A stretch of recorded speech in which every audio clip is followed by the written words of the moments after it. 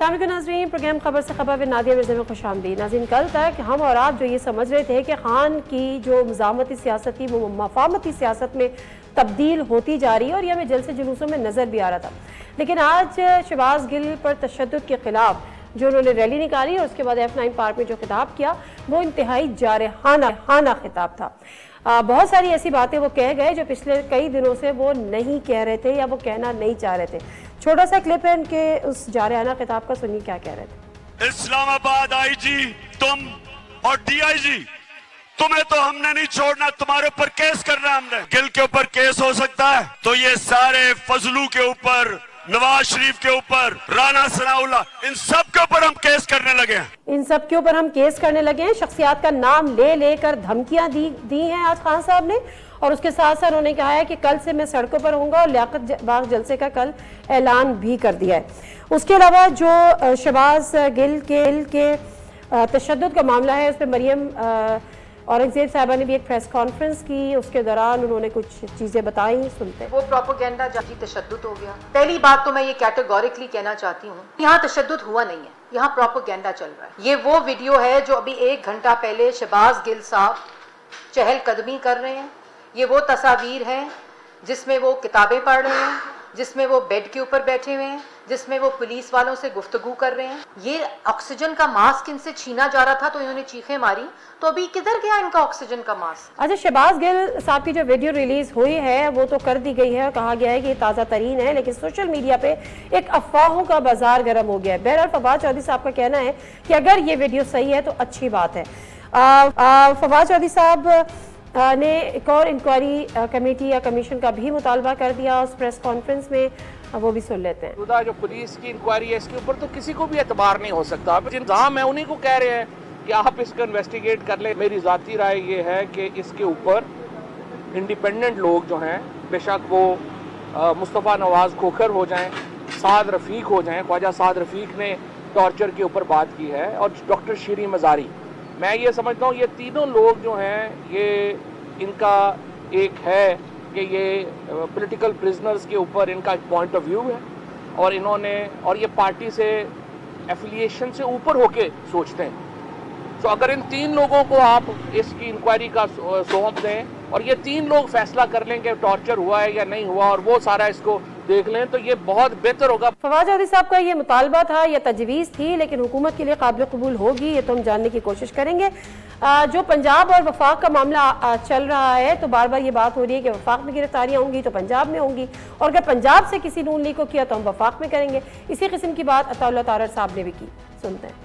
हमारे ऊपर जो झूठे मुकदमात हैं वो किस बात के हैं? शहबाज गिल के मुकदमे का बदला जो हमारे से लेने की कोशिश की जा रही है। मुस्लिम लीग नून के किसी रुकन को गिरफ्तार किया तो आप सबकी गिरफ्तारियां भी अमल में आएंगी।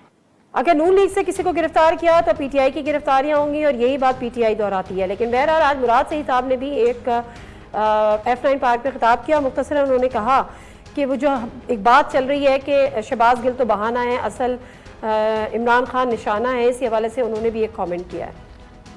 के सुन लो, कान खोल के सुन लो, इमरान खान हमारा रेड लाइन है। जिस दिन ये क्रॉस करने की कोशिश की तुम्हारी ईंट से ईंट बजा देंगे। जिस वक्त ये लाइन क्रॉस करने की कोशिश की तो सुनिए, अभी तक कौम और आपके बीच ये मुराद सईद साहब कह रहे हैं। वो किसकी ईंट से ईंट बजाएंगे ये मुझे नहीं पता। हम बाकायदा प्रोग्राम का आगाज़ कर लेते हैं। जो पैनलिस्ट हैं उनसे आपका तारुफ करा देती हूँ। हमारे साथ नज़ीर लगारी साहब मौजूद हैं, सीनियर सहाफ़ी सीनियर तजियाकार, आमिर ज़िया साहब सीनियर सहाफ़ी सीनियर तजियाकार, शाह खावर साहब सीनियर कानूनदा इस्लामाबाद स्टूडियो में मौजूद हैं। तमाम शख्सियात का बहुत बहुत शुक्रिया आज के प्रोग्राम में हमें ज्वाइन करने का। मैं कोई वो 5 सवाल भी रख दूँ तमाम पैनलिस्ट के लिए भी और देखने वालों के लिए भी, ताकि हम क्लैरिटी के साथ आगे प्रोग्राम में बढ़ सकें। सवाल नंबर 1, इमरान खान ने जारहाना इनिंग्स का कर दिया आगाज, इदारों और शख्सियात को धमकियां, मुज़ाहमती सियासत तहरीक इंसाफ को फायदा देगी या नुकसान? सवाल नंबर 2, शहबाज गिल की ताज़ा वीडियो जारी, बज़ाहिर हशाश बशाश, वीडियो सही है तो मुलाकात पर पाबंदी क्यों? सवाल नंबर 3, तहरीक इंसाफ का शहबाज गिल तशद्दुद की इंक्वायरी के लिए हुकूमत अपोजिशन पर मुश्तमिल कमेटी बनाने का मुतालबा, क्या हुकूमत को काबिल कबूल होगा? सवाल नंबर 4, सैलाब की खौफनाक तबाहकारियां, सैकड़ों जाने सैलाब की नजर, माल मवेशी सब खत्म, घर के घर बह गए, सैलाब जदगान की दाद रसीद कौन करेगा? सवाल नंबर 5, अवाम परेशान, गरीब बेहाल, महंगाई की शरह में 42% का रिकॉर्ड इजाफा, महंगाई का खात्मा करने के लिए आने वाले अवाम को रिलीफ कब देंगे? प्रोग्राम का बाकायदा आगाज करते हैं नज़ीर लगारी साहब, तमाम दीगर शख्सियात की इजाज़त से नज़ीर लगारी साहब से मैं ज़रा गुफ्तगू का आगाज़ कर लेती हूँ। नज़ीर लगारी साहब, ये जो खान साहब ने जिस जारहाना अपनी इनिंग्स का मैं कहूँगी कि क्योंकि हम ये समझ रहे थे कि थोड़ी मुफाहमत पे चल रहे हैं, थोड़ा बैक फुट पर हैं खान साहब, लेकिन आज जो उनकी तकरीर थी और जिस तरह से उन्होंने इदारों को, शख्सियात को धमकियाँ दी, कल से उन्होंने कहा कि मैं अब सड़कों पर होऊंगा, ये तहरीक इंसाफ के लिए नुकसानदेह है आपको लगता है, या उनको कोई फ़ायदा पहुँचाएगी इस स्टेज पर? ये नुकसान और फ़ायदे की बात नहीं होती है। सियासत है और सियासत को खेलने का उनका अपने एक तरीक़ाकार है। आप उससे इख्तलाफ करें, इत्तफाक करें, लेकिन उनका ये तरीक़ाकार है। ये पहली दफ़ा इनकी जारहाना गुफ्तगू जो है ये पहली मरतबा नहीं हो रही है। 2014 में भी ये ट्रक पर खड़े हुए थे, कंटेनर पर खड़े हुए थे, उस वक्त भी इसी तरह से लोगों के नाम ले कर धमकियाँ दिया करते थे। और ये इनका लबो-लहजा है, ये इनका तर्ज़ तख़ातुब है, इनका गुफ्तगू का तरीका ही यही है कि लोगों को धमकियां देते हैं, नाम ले कर धमकियां देते हैं और उसके बाद कभी कभी कुछ कार्रवाई भी कर गुजरते हैं। लेकिन इन दिनों उनके हैरत अंगेज़ जो है वो लबो-लहजा है। ख़ास तौर पर ये कि वो नैब के ऊपर हमारा अख्तियार नहीं था। नैब का तो जो चेयरमैन था वो इनके ताबेदार था, इनका अदना सा एक करिंदे के तौर पर काम कर रहा था।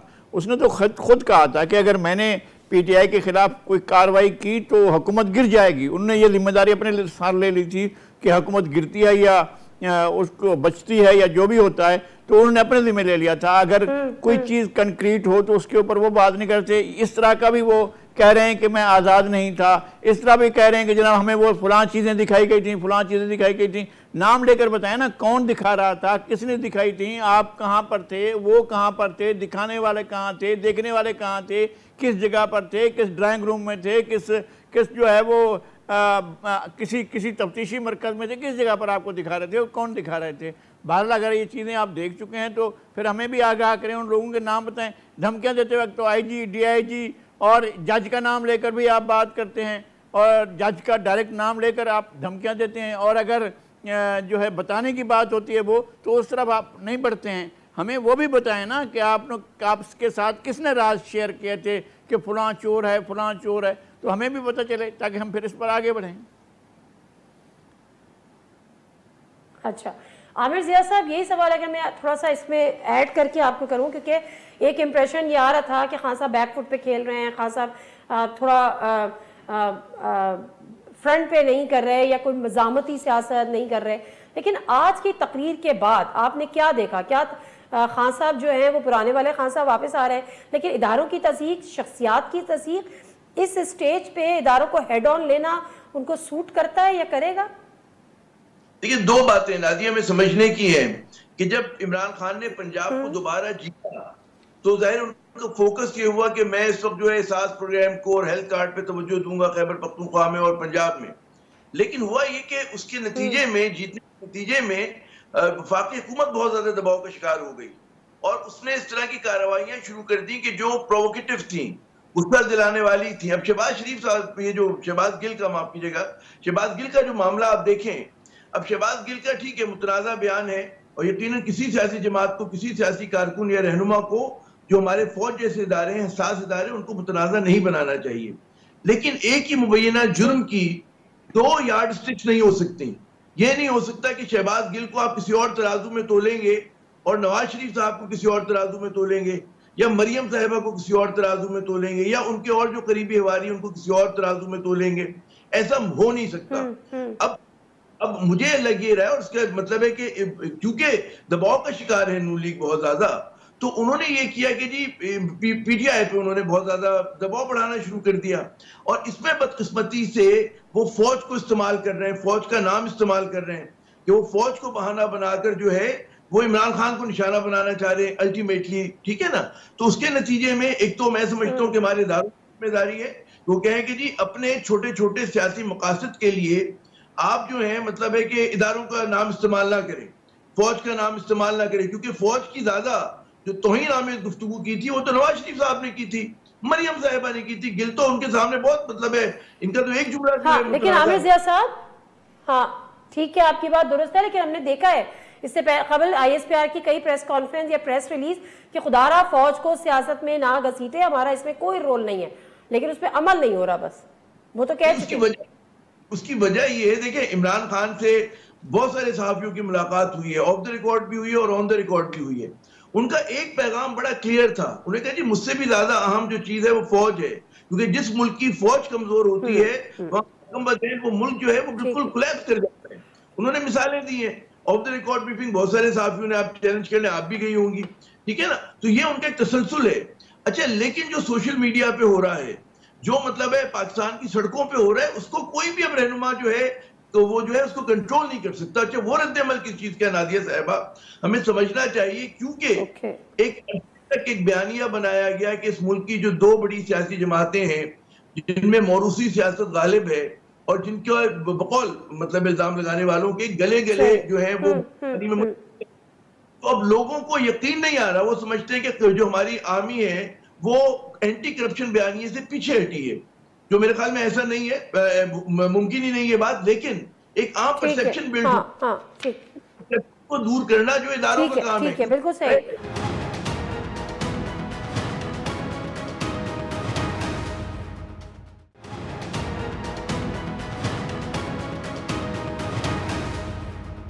शाह साहब, एक तो ये कि जो शख्सियात का नाम उन्होंने लिया, IG DIG भी लिया, लेकिन उसके साथ साथ जिस तरह से नज़ीर लगारी साहब भी कह रहे हैं कि उन्होंने सेशन जज को भी कहा कि जब सबको वो कहते कि हम तुम्हें नहीं छोड़ेंगे, इसका जो आगे रिएक्शन हो सकता है वो क्या हो सकता है, इसका जवाब दे दें तो फिर मैं अगले सवाल पर आती हूँ। देखिए, बात ये है कि अभी आमिर ज़िया साहब भी अभी बात कर रहे थे, मैं उसको भी थोड़ा सा बढ़ाऊँ। देखिए, बिल्कुल फ़ौज के ऊपर और इदारों के ऊपर और जुडिशरी के ऊपर तनकीद जो है वो एक हद से ज़्यादा नहीं होनी चाहिए। माजी में भी होती रही है, वो भी ठीक नहीं थी, अब हो रही है, वो भी ठीक नहीं है। लेकिन ये जो मौजूदा जो शहबाज गिल साहब के ऊपर जो इल्ज़ाम है, ये थोड़ा सा मैं समझता हूँ कि गवर्नमेंट जो कह रही है ना कि वो गवर्नमेंट फ़ौज को आगे रख के इस चीज़ को ज़्यादा जो है वो कर रही है, इसको बढ़ावा दे रही है। मेरा ख्याल है गवर्नमेंट से ज़रा थोड़ा सा आगे इसकी सूरत हाल है। इसमें जो हसास इदारे हैं और वो जो आर्म्ड फोर्सेस हैं, आर्मी है, वो सेंसिटिव है उस मामले में, उसमें थोड़ा सा आपको तफरीक करनी पड़ेगी। अगर उन्होंने किसी एक शख्सियत का नाम लिया, नवाज शरीफ साहब ने या किसी और ने, वो भी गलत था, लेकिन यहाँ पे थोड़ा सा उसका मैग्नीट्यूड जरा ज्यादा है, उसमें जो इल्जामात हैं वो जरा संगीन नोयत के हैं। बिल्कुल ठीक है, ड्यू प्रोसेस अपनी जगह पे है। ठीक है। दूसरी चीज ये है, अभी आपने जो बताया कि मैं नहीं समझता कि हमारे मुल्क के इस वक्त हालात ऐसे हैं कि जिसमें हम इसमें ज्यादा तलखियां और नफरतें और दुश्मनियां स्टेटमेंट जब देते हैं किसी इंडिविजुअल्स के लिए पर्टिकुलर्स, खासतौर पर सेशन जज, मैं समझता हूँ कि बिल्कुल भी मुनासिब नहीं है। और न सिर्फ किसी को इशारतन भी कहना, क्योंकि लोग तो समझते हैं कि किसको आप कह रहे हैं, लेकिन एक जो मैं समझता हूँ कि जो संगीन बात हुई है आज, वो उन्होंने नाम लेके जो एडिशनल डिस्ट्रिक्ट एंड सेशन जज, उनका नाम मैं भी नहीं लेना पसंद करूंगा इस वक्त, उनका मैजिस्ट्रेट नहीं, वो मेरे ख्याल मिक्स कर रहे थे। अच्छा। ये वो थी कि जिन्होंने हाई कोर्ट ने जब प्रोसिक्यूशन की पिटीशन को एक्सेप्ट करते हुए दोबारा सेशन जज को कहा कि आप इसकी रिवीजन सुन सकते हैं, कि किसी को रिमांड अगर रिफ्यूज किया जाए तो पुलिस और प्रोसिक्यूशन को, उन्होंने फिर जब वो केस दोबारा आया एडिशनल सेशन जज साहिबा के पास, उन्होंने फिर वो उनकी जो रिवीजन थी इस्लामाबाद पुलिस की और प्रोसिक्यूशन की, उसको एक्सेप्ट किया और मैजिस्ट्रेट के उस हुक्म को कालादम करार दे दिया जिसमें वो मजीद रिमांड देने से जो है उन्होंने इनकार किया था। उन्होंने फिर उसकी रिवीजन एक्सेप्ट करते हुए 48 घंटे का फिजिकल रिमांड अलाउ किया। वो तो पूरी ठीक है। अब मैं ये कहता हूं कि उसका ये एक एडमिनिस्ट्रेटिव या जुडिशल ऑर्डर है, उसके आगे आपके पास रेमेडी मौजूद है, आप उसके खिलाफ रिट कर सकते हैं, आप उसके खिलाफ क्रिमिनल रिवीजन फाइल कर सकते हैं, लेकिन जब आप अगर एक इवन सिविल जज हो, एडिशनल सेशन जज, उनके किसी फैसले को सामने रख के उसको धमकी दी जाए, मैं समझता हूँ ये बड़ी खतरनाक सूरत हाल है। और ये तो कल को आप एक मैसेज दे रहे हैं लोगों को कि किसी को, किसी भी मैजिस्ट्रेट, एडिशनल सेशन जज, हाई कोर्ट, सुप्रीम कोर्ट के जज अगर उनके खिलाफ अगर फैसला कर देते हैं, अगर उनको अगर बाय नेम धमकियां देनी शुरू कर देंगे, फिर माशरे में अनारकी फैलेगी। ये मैं समझता हूँ कि ये नहीं होना चाहिए। शुड बी, ठीक है। अच्छा नज़ीर लगारी साहब, आज हमने देखा कि मरियम औरंगजेब साहिबा ने जब प्रेस कॉन्फ्रेंस की तो उन्होंने शहबाज गिल साहब की एक ताज़ा तरीन वीडियो जारी की। उन्होंने कहा कि वो तो बिल्कुल हशाश बशाश है, कल वो हॉस्पिटल में ड्रामा कर रहे थे। अब सवाल ये होता है कि फिर अगर वो वाकई इतने हशाश बशाश हैं और जैसा कि वीडियो में हमें वो दिख रहे हैं, तो मुलाकात पर पाबंदी क्यों है? उनके अपने वकील कहते हैं कि अदालत ने उनको इजाज़त दी। वो कहते हैं कि जी हम वकील हैं, उनसे मिलने दिया जाए। पुलिस कस्टडी में भी नहीं है, पुलिस को सिर्फ उनकी सिक्योरिटी पे मामूर किया है। तो अगर वो बिल्कुल सही है तो मुलाकात में क्या पाबंदी है, क्या हर्डल है? ये मुलाकात का तो मामला पुलिस का और जो है वो उनके जो लेजिटिमेट एक तो कानून, उनके जो वकील हैं वो जा सकते हैं या उनके करीबी अजीज हैं वो जा सकते हैं। नहीं तो वकील को भी नहीं जाने दिया ना सर? नहीं, जाने देना चाहिए, जाने देना चाहिए। और मैं ये कहता हूँ कि किसी को भी किसी इस हक से, जो भी है अपने आप को डिफेंड करने के हक से, किसी को भी डिप्राइव नहीं किया जाना चाहिए, नंबर 1। नंबर 2 ये कि ये जो वीडियो दिखाई गई है और उसके वीडियो भी और उसके स्टिल फ़ोटोग्राफ्स भी मैंने भी देखे हैं, सब ने देखे होंगे कि वो गुफ्तगू भी कर रहे हैं, चल फिर भी रहे हैं, मास्क के बगैर बैठे हुए हैं। तो ये सारी चीज़ें दिखाई गई हैं। मुझे क्या पता कि ये वो असल हैं या नकल हैं या पुरानी हैं या नहीं है। मैं नहीं कहता हूँ कि ये हमें ऐसा मान लेना चाहिए। जो फवाद चौधरी साहब ने 3 नाम दिए हैं, एक नाम था मुस्तफ़ा नवाज़ खोखर का, एक नाम ख्वाजा साद रफ़ीक का और एक नाम था मोहतरमा शीरी मज़ारी का। तो और कुछ नहीं, तो हुकूमत अपनी सफाई के लिए कम से कम इन तीनों को कहेगी जी जाएं, आप विज़िट करें, उनको मिल लें। अगर आपको कहीं कोई ज़ख़म नज़र आता है, अगर आपको टार्चर नज़र आता है, आपको कोई और मसला नज़र आता है तो देख लें। तो उनमें से ज़ाहिर है कोई ना कोई तो एक चीज़ निकल कर आएगी कि टार्चर हुआ है या नहीं हुआ है। कम से कम मिलने के हद तक, बाद में इन्वेस्टिगेशन भी होती रहे, टार्चर हुआ नहीं हुआ, ये अगर इन्हीं पर एतमार किया है तो बाद में नहीं मानेंगे। अगर इसका रिज़ल्ट भी आया तो ज़ाहिर है एक जो मोहतरमा श्री मज़ारी वो कोई और बात करेंगी, और जो बाकी हजरात हैं, हालांकि उनकी भी इंटीग्रिटी पर आप हमें शक नहीं करना चाहिए और किसी को भी नहीं करना चाहिए। मुस्तफ़ा नवाज़ खोखर ने इस टार्चर के खिलाफ जितनी ताकतवर आवाज़ बुलंद की है वो किसी ने भी नहीं इस तरह से नहीं की है, ना हुकूमत के साथ। रफीक साहब ने भी फ्लोर ऑफ द हाउस ये बात की है कि हमें बगले बजाने की जरूरत नहीं है, अगर किसी एक के साथ हो गया। मैं बिल्कुल ये कह रहा हूँ कि बात ये है कि ये सूरत हाल अगर सियासी वर्कर्स के साथ ऐसा होता है और टार्चर किया जाता है तो ये वैसे भी ख़तरनाक बात समझी जानी चाहिए। वो किसी के साथ भी हो सकता है, आप शायद अंदाज़ा नहीं है। मैंने वो देखी है जो एक मॉडल ने अपने ऊपर बीतने वाली सारी कहानी बयान की है कि मेरे साथ क्या क्या हुआ है, तो हमें बहुत कुछ सामने नज़र आ जाता है। तो हमें इन चीज़ों को ज़रूर देखना चाहिए और पॉलिटिकल वर्कर्स पर टार्चर नहीं किया जाना चाहिए, इस पर तो हम ज़रूर कहते हैं। लेकिन अगर टार्चर को इशू बनाया गया है तो इसको भी ज़रूर देखा जाना चाहिए। लगारी साहब, मैं समझता हूँ कि सिर्फ पॉलिटिकल वर्कर नहीं, किसी शहरी पर भी टॉर्चर, बिल्कुल मैं बिल्कुल किसी भी शहरी पर टार्चर नहीं होना चाहिए। इस वक्त क्योंकि मामला पॉलिटिकल वर्कर का था इसलिए मैं कह रहा हूँ, वरना मैं इस बात पर यकीन रखता हूँ कि किसी शख्स पर भी टार्चर नहीं किया जाना चाहिए। बिल्कुल ठीक है। ब्रेक से वापस आती हूँ तो अगेन आमिर ज़िया साहब से जानने की कोशिश करूंगी कि जो बातें पहले होती थी कि मज़ामत होगी तो मुफाहमत होगी, क्या खान साहब ने भी यही तो नहीं सीख लिया? ब्रेक लेते हैं, आके जानते हैं।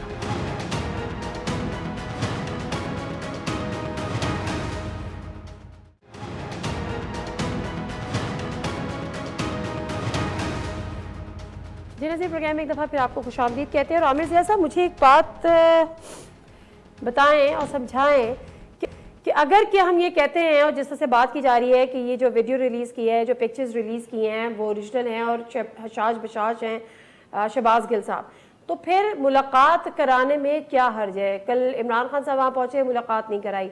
उनकी फैमिली के बताया कि कोई पहुँचे, उनकी मुलाकात नहीं कराई। उनके वकील पहुँचे, उनकी मुलाकात नहीं कराई, बावजूद इसके कि अदालती अहकाम जो हुक्मनामा था उसमें लिखा था। प्लस आज भी किसी वकील ने उनके साथ उनसे जाके सिग्नेचर कराने थे, वो भी 5 घंटे वेट करके आ गया। तो ये गुत्थी कुछ सुलझ नहीं रही। मदद करें आमिर ज़िया साहब।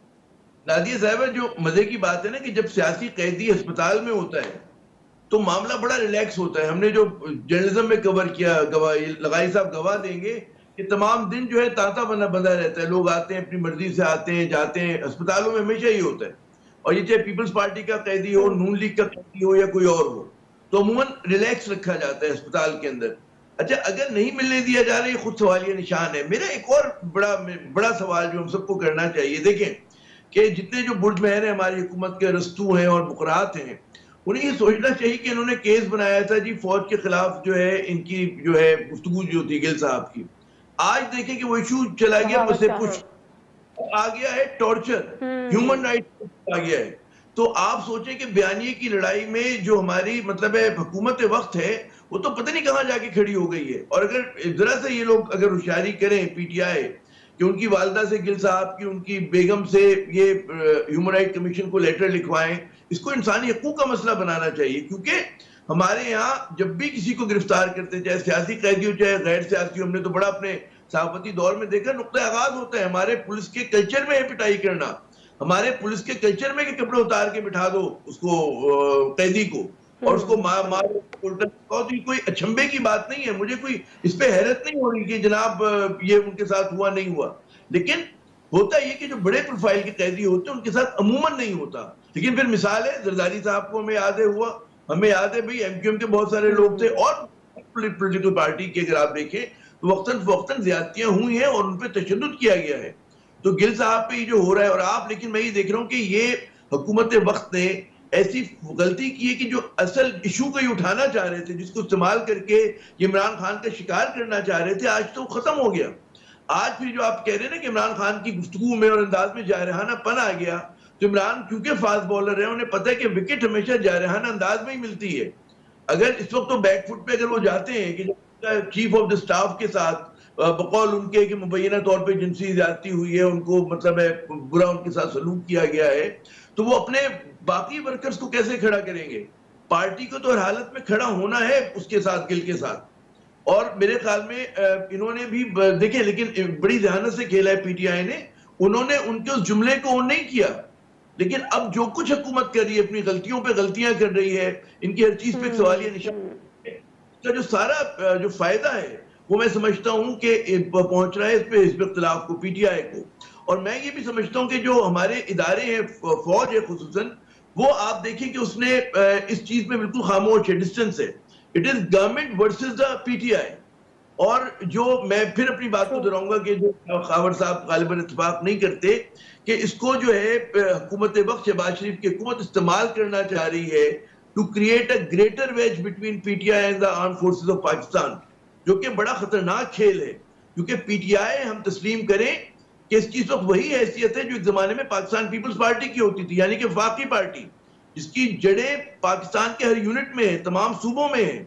और इमरान खान वाहिद सो पॉलिटिकल लीडर हैं जो एक जमाने में बेनजीर साहब होती थी या ज़ुल्फ़िकार अली भुट्टो होते थे, कि जो कराची तक खैबर उर्दू बोलने वाला हो, पंजाबी हो, पश्तून हो, उसके पीछे है। बाकी जमातें जो हैं वो इस वक्त जो है प्रोविंशियल जमातें बन गई हैं। उनकी फॉलोइंग जो है फीमेल नून है, जमातें बुनियादी तौर पर टोकन प्रेजेंस है उनकी थोड़ी बहुत जगहों पे। पीपल्स पार्टी भी सिमट गई है। ठीक है, आप अगर मैं और एक आखिरी बात नादिया, देखिए सर वापस आती हूँ। जी जी जी, मैं कह रहा हूँ जो सबबंदी है ना, बड़ी इंटरेस्टिंग है। ज़ुल्फ़िकार अली भुट्टो के खिलाफ जो तमाम सियासी कुव्वतें होती थी, आज वो इमरान खान के खिलाफ हैं। एएनपी वही देखे ना, जेयूआई, मुफ्ती महमूद हुआ करते थे, आज उनके फर्जंद हैं। जरदारी साहब हुआ करते थे, आज उनके फर्जंद जो हैं। उसी तरह आप देखें, आप गिनते चले जाएं, वही नेशनलिस्ट कुव्वतें, वही लोग जो ज़ुल्फ़िकार अली भुट्टो के सामने सफारा थे, आज वो इमरान खान के खिलाफ सफारा हैं।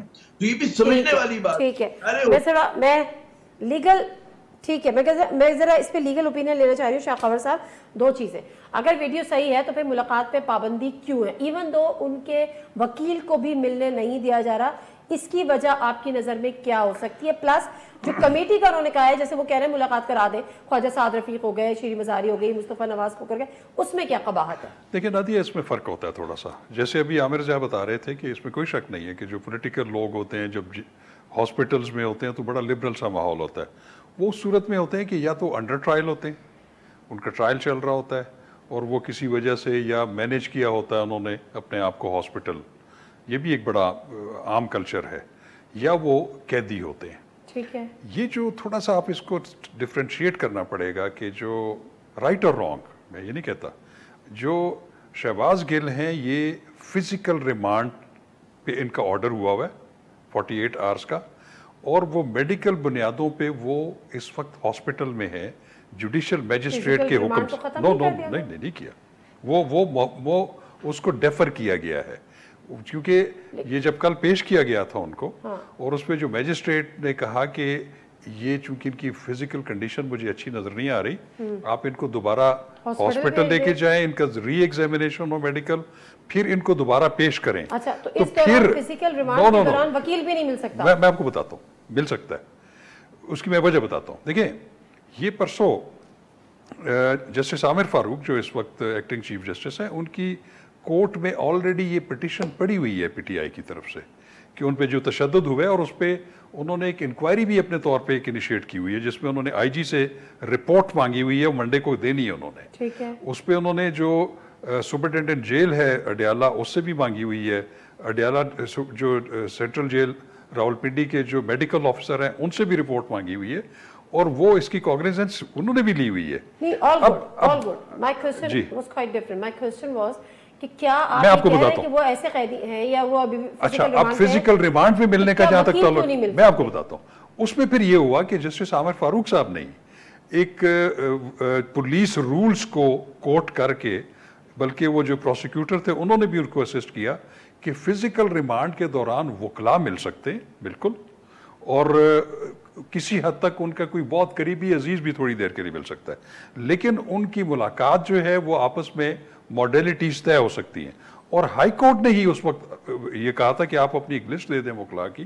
गालबन फिर फैसल चौधरी थे, उन्होंने कोई पांच लोगों की लिस्ट दी, उसकी अप्रूवल इस्लामाबाद हाई कोर्ट ने दी, और उन्होंने आईजी को भी डायरेक्ट किया कि इनको आप लॉयर्स को, क्योंकि पुलिस रूल्स इजाजत देते हैं, आप मिलने देंगे, और इसीलिए लॉयर्स को रोकना नहीं चाहिए। तो लेकिन एक चीज मैं बताऊं कि इस कंडीशन में अगर आप ये कहें कि हर कोई जाके उनको फ्रीली मिल सकता है, ऐसा नहीं है। मैं तो हर किसी की बात ही नहीं कर रही ना। देखिए, मैं क्यों ये बात कर रही हूँ, कल फैसल चौधरी साहब ने हमारे प्रोग्राम में कहा कि जब अब किसी को एक्सेस ही नहीं दी जा रही, तो हमें क्या पता कि शहबाज गिल कहाँ है, हमें क्या पता कि वो पिम्स हॉस्पिटल में भी हैं कि वो नहीं है, तो हमें एक्सेस क्यों नहीं दी जा रही? देखिए, मसला ये है, ऐसा तो नहीं हो सकता ना। मैं खुद वकील हूं, मैं खुद वकील हूं। हवा क्यों दे रहे हैं? आप देखिए, मैं आपको बताऊं, जो उनके देखिए, मैं ये नहीं कह रहा, जो एक अंडर ट्रायल के या इवन एक फिजिकल रिमांड पे है, उसके अपने राइट्स हैं। ये कॉन्स्टिट्यूशनल राइट है किसी का भी कि जो जेर हिरासत है, पुलिस की कस्टडी में है, वो अपने मर्जी के वकील को एंगेज कर सकता है, अपने वकील से कंसल्ट कर सकता है इवन, इसमें तो कोई डिनाइल नहीं है।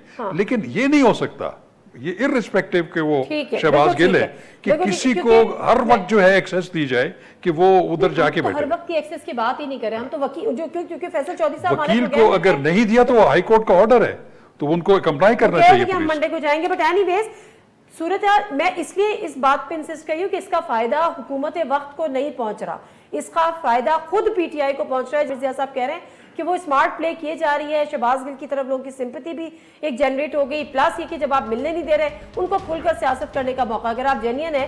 और जिस तरह से नज़ीर लगारी साहब ने भी कहा कि ठीक है, जो 3 शख्सियात हैं, पॉलिटिकल शख्सियात हैं, शीरी मज़ारी, ख्वाजा साद रफीक साहब और मुस्तफ़ा नवाज खोकर, आप उनसे मुलाकात कराते हैं, लेकिन जब आप मुलाकात नहीं कराएंगे तो स्पेकुलेशंस का बाजार गर्म होगा और उस पर मजीद सियासत होगी। ब्रेक करते हैं, ब्रेक से वापस आते हैं तो ज़रा मौजूदा हालात पर भी बात करते हैं कि किसी को आवाम की फिक्र है सियासी धींगा मुश्ती में।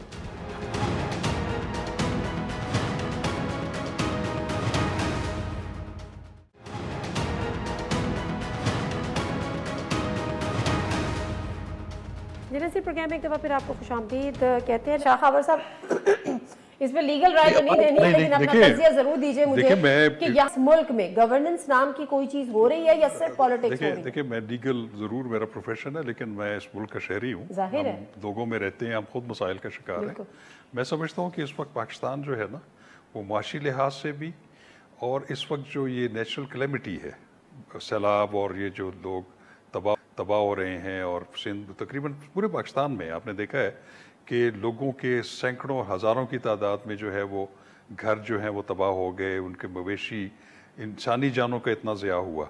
मैं समझता हूँ कि इस वक्त हम एक बहुत बड़े एक अलमिये से गुजर रहे हैं, और हमें ज़्यादा जो चीज़ें हैं इनको हाईलाइट करना चाहिए कि हमें उनके साथ यकजहती करना है, उनको किस तरह हेल्प आउट करना है। एग्जैक्टली, और हुकूमत का इसमें क्या रोल है? सर मैं नज़ीर लगारी साहब की बात कर लूँ। नज़ीर लगारी साहब, हुकूमत कहाँ है? सैलाब ज़दगान, माशी बदहाली, इंतहाई महंगाई प्लस बिजली के बिल्स, लोग रो रहे हैं इन चीज़ों को, घर के घर तबाह हो गए, लोगों के माल मवेशी तबाह हो गए।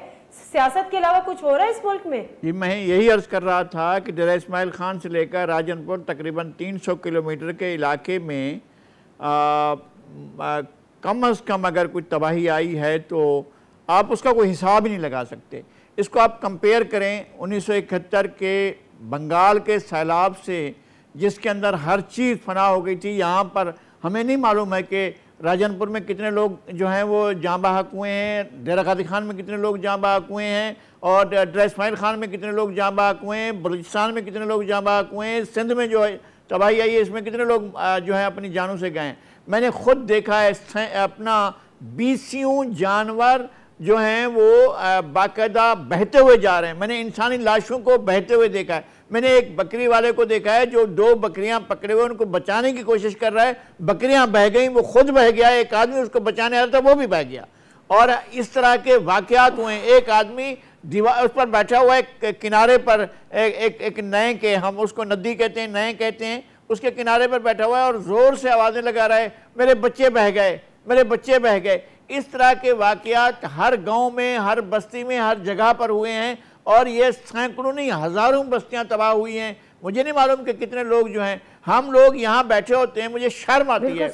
सच्ची बात यह है कि मैं बहुत नदामत महसूस करता हूँ। मैं ऐसे ही बैकग्राउंड से हूँ जहाँ ये देही इलाका है, लेकिन हम मीडिया में हमारे लिए इश्यूज़ वो होते हैं जो हमारे शहर में वो भी ज़रूर होने चाहिए, उन पर भी बात होनी चाहिए। मलई नदी में एक बच्चा डूबे तो वो भी मेरे लिए अपना बच्चे की तरह है। लेकिन अगर हम हज़ारों लोगों को फरामोश कर दें इसलिए कि वो दूर उत्तदा इलाकों में हैं, तो मेरे ख्याल में ये हमारे लिए इंतहाई अफसोसनाक बात है।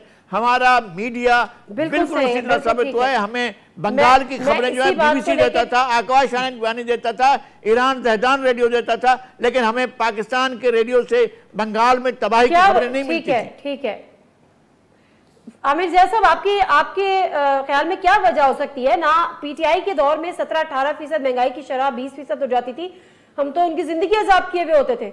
आज 42% पे है, कोई महंगाई पे बात नहीं कर रहा, कहीं की हेडलाइन में महंगाई की नहीं देख रही, सैलाब पे कोई बात नहीं कर रहा, सैकड़ों जाने चली गई, कोई बात नहीं कर रहा। मतलब ना हुकूमत तो वैसे ही नहीं कर रही। दुरुस्त कह रही है नादिया आपकी, जो अवाम को असल में मसाइल दरपेश है उसको ना मीडिया रिफ्लेक्ट कर रहा है, ना हमारे ओपिनियन लीडर्स कर रहे हैं, ना सियासी जमातें कर रही हैं। उलवाई साहब ने बिल्कुल सही कहा कि जो दुख है, मैं आज एक कोई गालिबन अरब अखबार था मिडल ईस्ट का, मुझे नाम कई में, क्योंकि हम दिन में कई पढ़ते हैं, उसमें है कि जी जुलाई से लेकर अगस्त तक पाकिस्तान में सैलाब से 640 अफराद हलाक हुए। 640, अगर ये नंबर कम भी है तब भी बहुत ज्यादा है।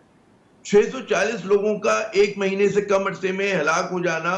उसके अलावा फिर जैसा बताया जा रहा है कि, और देखें हमारे नेशनल एजेंडा पे नहीं है, हमारे यहाँ अखबारात पे, टीवी पे, प्राइम टाइम पे इस पे बात ही नहीं कर रहे हैं।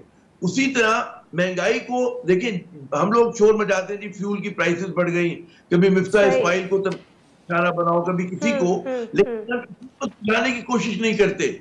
मिफ्ता साहब बदकिस्मती। ठीक है, thank you very much Aamir Zia साहब। वक्त की कमी है, वक्त की जरूर मैं आपसे इस पे डिटेल बात करती। नज़ीर लगारी साहब शुक्रिया, शाह खबर साहब आपका भी शुक्रिया। बात प्रायोरिटीज़ की है। अगर हुकूमत वक्त को, जिसकी वो असल जिम्मेदारी है, हुकूमत वक्त को जो ये कह कर आई कि हमें महंगाई ख़त्म करनी है, और अगर वो लोगों की जानो माल और उनके मवेशी की परवाह नहीं कर सकती, उनकी इंसानी जिंदगियों को भी नज़रअंदाज कर रही है, तो उनके पास हमारे लिए कम अज़ कम ऑफ द रिकॉर्ड तो कुछ कहने के लिए अल्फाज नहीं है। ऑफ द रिकॉर्ड तो बहुत कुछ बोल देते हैं। नादिया में से कोई इजाज़त दीजिए। अल्लाह हाफ़िज़।